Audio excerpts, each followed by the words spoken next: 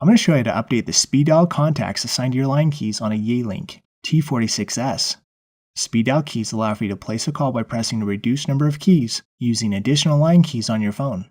This feature is useful for users who dial certain numbers on a regular basis.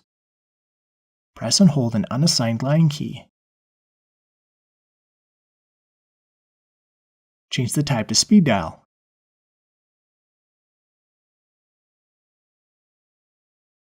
Now enter a name and number. Press the Save Soft key to complete the process. My speed dial contact has now been added to that line key.